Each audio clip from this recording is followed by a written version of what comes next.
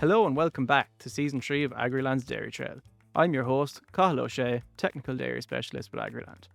Agriland is out in the ground talking to farmers about the tasks in hand in the back end of the year. However, in today's episode, it's far from the back end of the year for County Wicklow farmer John Wynne, as the season's only started to kick off for his winter milking herd. John tells us about his farm system and how the winter milking system is suiting his farm, while telling us about the work involved in the liquid milk system. We chat about the winter diet, the herd which helps him to continue pushing for milk solids, and we also dive into the breeding season ahead, as well as the success of the grazing season, which has recently wrapped up. So we're here in Stratford-on-Slaney in County Wicklow with John Wynne. John, maybe you could talk us through the farm system a little bit here. Yeah, we are a liquid milk farm here. We are about 40% liquid, 45% liquid, and 55% spring. We're milking about 320 cows on a 90 hectare platform. What kind of cows are you milking here? It's a predominantly Holstein Friesian, kind of 70-80% Holstein. Brilliant. Yeah, we're aiming high enough on the EBI. Fantastic.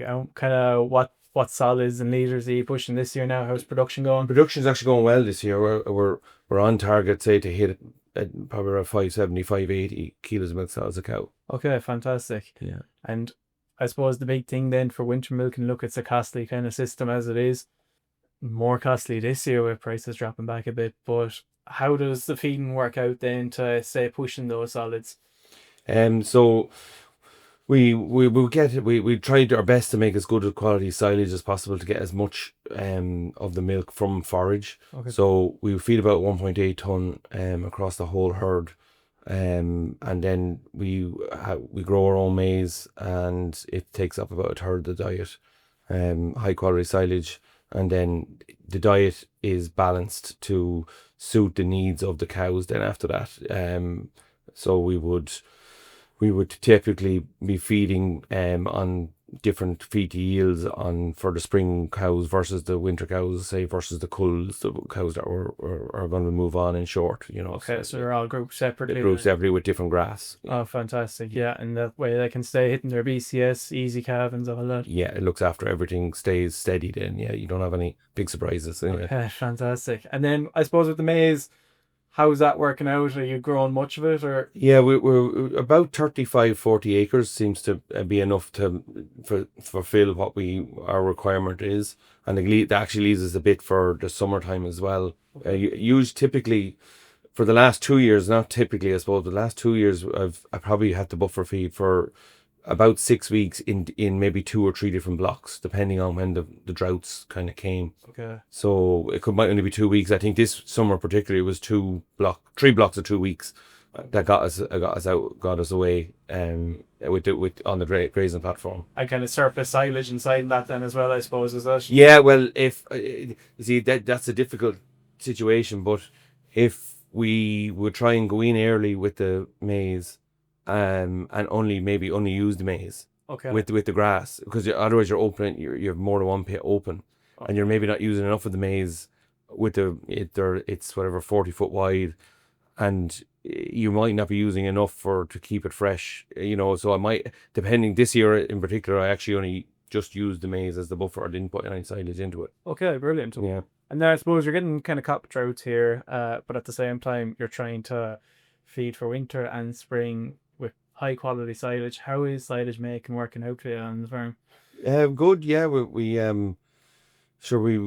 take 3 cuts on. We take 2 bigger cuts, and then we will release some of the ground back for dry stock, and calves are getting bigger, and we would take maybe half the area again in a third cut, or depending on reseeding. If we have enough silage, that's when after second cut, I take out a silage field for reseeding and try and keep that job going as well. Okay. Yeah.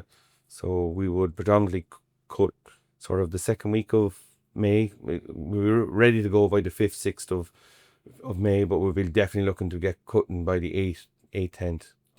The line you even up for your second cut being early to have time for your third cut. Yeah. Yeah, exactly. And do you have any idea what kind of DMD the silage is coming in at this year? Yeah, well, the size we're feeding at the minute is 70, just over 79% DMD, about 27% dry matter. Okay, fantastic. They're loving that. So Yeah, love for that. Yeah. and then I suppose, look, if we go kind of towards the calving, how has calving worked out this autumn? Very good. Yeah, we've only 3 left to calve now. Started in the start of October. It's gone very well. You know, from the workload point of view, we're using a sex semen in the first 3 weeks of breeding. So that what I found sex semen has done. We use sex semen in beef, but what sex semen has done is actually flattened our 6 weeks. So we're still to have the same amount of cows in the 6 week block or first 6 weeks, but it would I wouldn't have a bang of cows in the first 3 weeks because of its conception rates. Okay, and that's Yeah. brilliant for labour. then. Yeah, well, it's quite steady, and I know you might lose out a bit on production on some of the cows, but you're trying your best to move the herd on as much as you can in any breeding season. Okay, I suppose you're wrapping up then with the calving season now. What kind of system is in place for maybe dehorning, vaccinating, all of that now coming into this side of The vaccinating the calves, they're done at a week old and at 28 days they get a different vaccine, and then the 2 vaccines they get are done at 70 days. So every week I will make a list and go and do the batch of 10 or batch of 5s or whatever the vaccine size is, and that's done every Monday, Tuesday of every week. Okay. And yeah, that's how we keep on top of it. We have a diary and everything is recorded and kept an eye on. Brilliant. And then I suppose, is it all colostrum? Well, all colostrum they're getting at the start, but is it whole milk or replacer you want to then? Or Yeah. So we give colostrum, 3 liters of colostrum when they're born. The sheds I have here for the baby calves is quite old stone shed, so we actually put them under a red light for the first 8 to 12 hours. And then we put a jacket on them with the winters and everything. It's okay a lot of the days, but at night time it can get very cold, and that brings down their temperature too much and gives them chills and stuff like that. But that's what we've found in the past. So they get colostrum, go under a light, that dries them off, put the jacket on, then at the next feed, and then after 7 days they can move on to a calf feed or a milk replacer. okay, I suppose the temperatures varying now. Look, it started off as a very warm November in the back end of October, and then suddenly bang cold. So did you have any problems with pneumonia, especially in those sheds, or were you able to manage it there? No, we have a purpose-built calf shed. Probably a lot of the spec came from actually one of the Chagas sheds, calf sheds. So with the Yorkshire boarding, and we have a good slope on the floor, keeps them nice and dry. We bed them regularly. They have they're on the milk replacer, we had actually no trouble. Yeah. Brilliant, fantastic. And then I suppose at this time of year you'll be drying off the rest of the herd. So how's that working out for you at the minute? Yeah, good. Well, we're in at the start of drying off here. We don't start calving till February.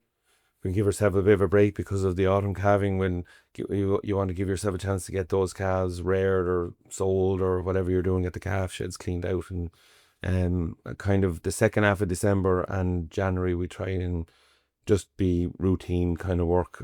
We're obviously milking the autumn cows and managing the farm in general to give yourselves a bit of a break moving into the springtime. The springtime is a longer calving season. The autumn we do 8 weeks, and we do 10 to 12, 10, 11 sort of in the springtime. Okay, fantastic. And is that routine for drying off? Are you carrying out selective dry cow therapy? Yeah, we have selective dry cow, and sure we have a good routine of drying them off. What we actually do is put them outside for 5 or 6 days to let them dry out a bit, and then we put them in. And yeah, that's all working very well. Yeah. And you're milk reporting a couple of times in a year? Yeah, we usually every 2 months. 2 months. Unless it lands on month in the summer where you're kind of on holidays or something like that. We might miss that one and skip a month, but other than that, it'd be Okay. maybe 6 times a year. Yeah. And Yeah. how is SCC working out then in this back end of the season? Very good, yeah. Our SEC would, I think is at 128 for the first 9 months of the year, but we would, I can, it might be 140 today, it might be 160, it might be 120, that we're kind of dodging around that sort of area all the time, like, Okay. But after every milk recording, I react to the cows that need attention. Okay. And there's always a cows that, you always have a list. There's always a Exactly. list of cows to be looked after, And what kind of protocols do you follow then, I suppose, Yeah, for the winter milking? Yeah, we do the CMT, and we will, we take samples, and we might dry off a quarter, and then it depends on her stage of lactation, depends on how much milk she's giving. We might dry off ones early. Yeah. Because you're calving twice in the year, there's always cows at different lactations, you could say. So, if she's even an extra 2 weeks of drying off, might do her the world of good just to give her a chance to heal. But that's the type of protocol we would go with. So the work is going in there in the parlour, and then with cubicles and stuff, you have environmental mastitis. So Yeah. how's that routine going then? Yeah, that is going for we have to scrape it and lime twice a day. Twice a day. That's the only way. Okay. Yeah, no, only way again. We have a cluster flush system in the parlour as well, but I suppose that's more for spreading, keeping them clean from one cow to the other. But we scrape and lime twice a day, every day. Okay, brilliant. Look, there's no point in denying every farmer is worried now with milk prices dropping. Is there any extra steps you're taking to cut costs this winter now with the costly system that it is in the first place with winter milking? Well, and keeping a good eye on the feed. The feed is something that, there's a balance between production and overdoing it. You can really push the cows if you want, as if it pays to do it, but this year you just have to be mindful of where the price is. And what I do with my culls is I usually milk them on until they come down to a volume of milk that they're not covering themselves. So they're either giving me meat on their back for when I go to sell them in the mart, or they're giving me milk into the tank. So that's how, some of those, that figure will be different then, because the lower milk price. Yeah. So same with the spring ones. I would think not enough drying off a few early if their milk drops off nearly. I'll be trying to push as much out of forage as opposed to driving more and more meal into them, because that's obviously going to be another cost. Exactly, yeah. And there you're saying about cull rates. So what kind of cull rates are on the farm?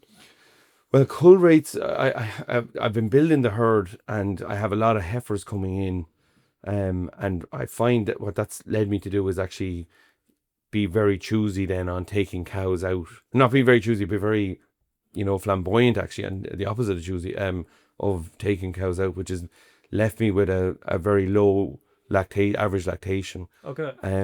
But we were trying to solve problems. I had a lot of, over the years, we're coming from a herd that was very Holstein, and feet was an issue, and cell count was an issue, and we're solving them problems as we go. Okay. But those problems aren't as bad now. But we're there's trying to look after the cows better, that they stay in the herd for longer is the plan going forward, and not keep as many heifers. So not to turn over the herd as quickly. Okay. I think you were saying your average lactation is around 2.6 or that way. Yeah, it's about 2.8. Yes, I actually only looked it up last night. It's 2.8, but I need to. That's the next actual kind of focus I have on the overall system, is to push that up into the trees. Okay. Yeah. Fantastic. And you said there that lameness is something you're kind of breeding against. How are you working on that? Well, we're not actually breeding against but we're the biggest issue we would have had going back a few years ago was mortal arrow, and we adapted a protocol where we're now foot padding 3 milkings in a row every week. Okay. And it's keeping mortal arrow well at bay now with that. The mortal arrow, I had a vet here through Alltech a few years ago, and I got to learn that the mortal arrow can be killed very easily in the first 5 days. Okay. So we moved to bluestone and vinegar. The vinegar is just to change the pH of the water to dissolve the bluestone, so it activates better, and the bluestone is good enough to actually kill mortal arrow in the first 5 days. So if you do 3 milkers in a row, that's a day and a half. So you got 5.5 days in between then, and that's our protocol for footpathing, and that's all but 98% solved our mortal arrow issue. So you always have a few. It's a very hard thing to get rid of. No. It's near enough impossible. Near enough impossible. Yeah. So the footpathing, maybe, how do we go through the protocols there? Yeah, so it's 5% bluestone. We have a 200-litre bath, so there's 10 kilos of bluestone going in with 1% vinegar or peracetic acid. So that makes up the footbath then. And we change it each milking. Okay. So the solution lasts for the full milking then as well. Yeah. And you wouldn't have any trouble then with the last of the cows that may be struggling with a little bit extra length. But see, that could be the weak point. That's your 2%, possibly. That footpath has been there since my father's time, and it's not ideal. It's the right length. But you're dead right. There could be an issue with it. The good gone over by the time the last 2 or 3 rows are going through it, but you can't. You can't win. You can't win in every battle. Yeah. And then I suppose hoof pairing and stuff, is that been carried out in the farm then? Yeah, as well? we do that. We don't. We do and we don't. We get somebody local to do the main bulk of foot work or hoof care. After a cow goes dry, every foot gets looked at. Okay. But typically after you have the hoofman here on a Wednesday, you have one with lame the next day. So we do have our own facilities to do it, but it's more for doing 2 or 3 cows and opening a double sole, that kind of thing, bandaging up on with that might have mortal arrow or something like that. But really, or more so that might get mortal arrow is actually a heifer with something that's not going through the footpath protocol, Okay. So that happens the odd time too. So we do have our facilities for doing it, but in general we get someone in to do it. Brilliant. And look, this time of year, you're heading into breeding again. You'll be starting breeding around the 20th of December, I presume. Kind of, how are you prepared for that now? Yeah, so we actually don't. We wait till the new year to breed. Yeah, we give ourselves that bit of a chance. And same in the springtime, we don't start till after the Maybank holiday weekend. Give ourselves that weekend off before we get back into. Brilliant. Yeah, so after in the new year we will do a full sync protocol on all the heifers. Okay. And we will, in about another week or two's time, we will pre-scan all the autumn calvers and react to anything that needs attention from that. Okay, and you carrying out metric checks and that kind of thing now to make sure they're cycling and everything as well? Well, no, I'm not. We have a computer system. We have the collars and it's monitoring them all right. But we have a good bit going on. The pre-scanning is the first step in the protocol for going for autumn, and then I would be watching the system then through the scan, through the bulling, and looking at what hasn't come. I would use the computer system from then. Okay. I don't actually visually go and look at any cows bulling. I don't. So the collars have got the tail paint and sort of thing. I've paid money for the collars, and I it's whatever, maybe 90% accurate, and I just that's it. You have to. There's no point in double jobbing on. Okay. That, yeah. And then how many heifers will actually be coming through for breeding this year? There's 100. Say the year that's gone out, there's about 100 coming through. Yeah. Okay. Yeah. Fantastic. Look, we might look into the spring then a little bit, or even a year in review. How did grass go for you this year? And be a tricky enough area between droughts and every sort of thing. So the grass growth in general this year was. Yeah, the grass growth was good this year. It was good spring.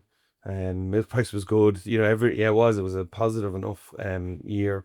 We did, as I said earlier, we had three droughty periods where we fed for 2 weeks, but other than that it was very straightforward, and I took some paddocks out for bales, and we top as well, but in general, everything it was fairly steady. Okay. Are you getting reseeding done then? Yeah, we do.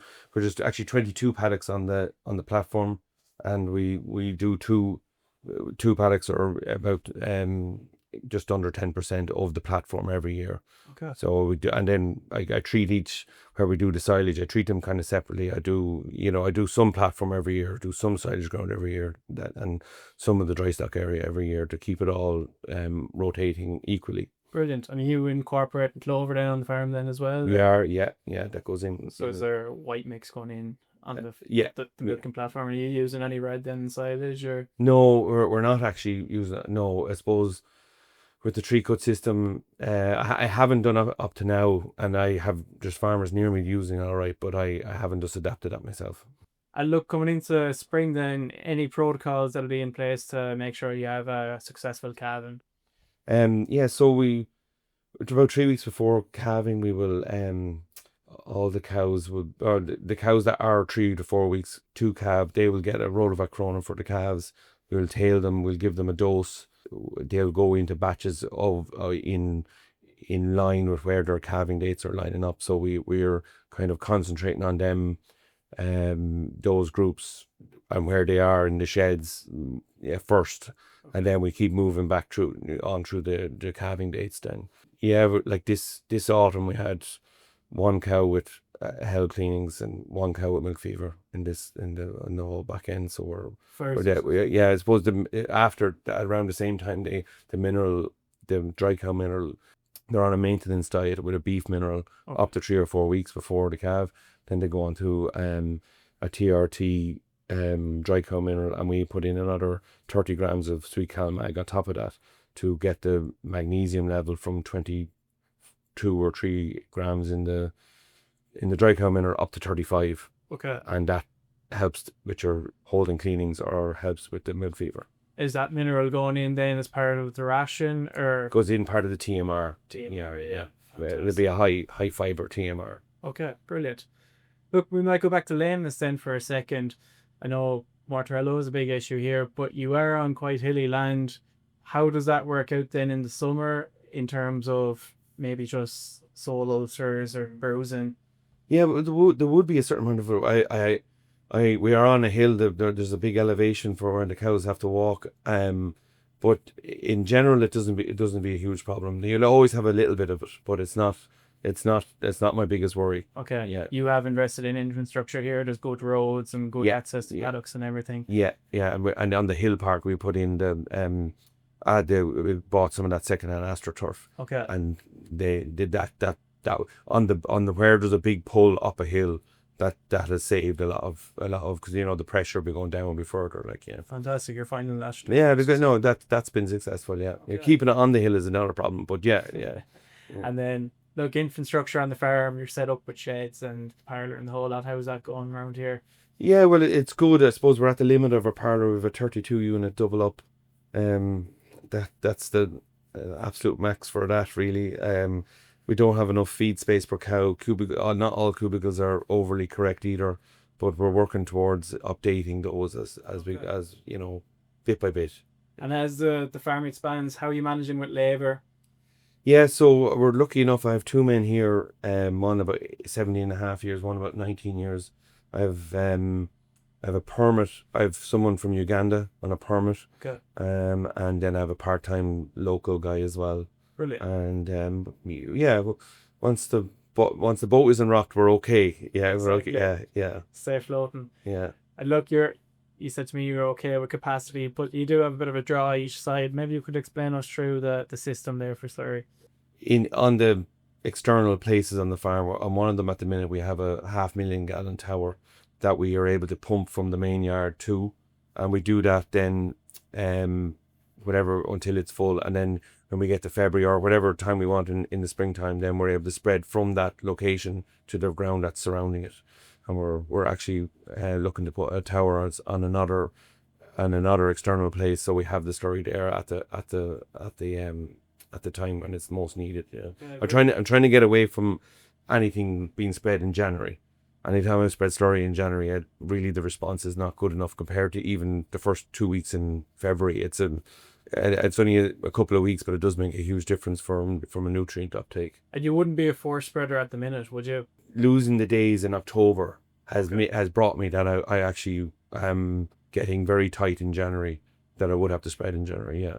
And when you say they're losing the days, when did the cows actually go in at the back end of this year? Yeah, so the autumn ones don't go back out. When they go in September, 3 weeks before they calve, Okay. we go onto a dry cow diet in, say, the 5th or the 10th of September. So we start putting them in batches from then on, as, you know, in 2-week batches, you know, until they're all in, of course. And then when they calve down, they actually don't go back out at all.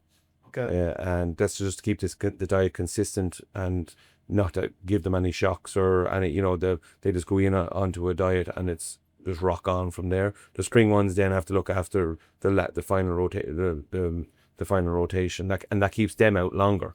Okay. So you keep them out maybe into November, into middle of November. You just, yeah. I was the end of the rotation so successful here. It was and it wasn't. It got fair. I was on target, and then the weather really turned against me, and the ground just gave way on us. So I'm going to use when we dry off the cows. I have about 3 paddocks that have a bit of a heavy cover on them, and it's not ideal. But like the ground conditions were very bad there in 2 or 3 weeks ago in early November. Yeah. You'll be looking forward to the spring, so you'll get a good second peak off those winter milkers. But that's the plan. Yeah, that's the plan. Yeah. Yeah. Exactly. Well, that should do for all today, John. Thank you very much for coming and joining with us and speaking about the bear. Thank you, Cathal. Thank you. That's it for this week's episode of The Dairy Trail. Thanks for listening, and tune back in next week for more. If you enjoyed the show, make sure to rate it 5 stars wherever you listen to your podcast.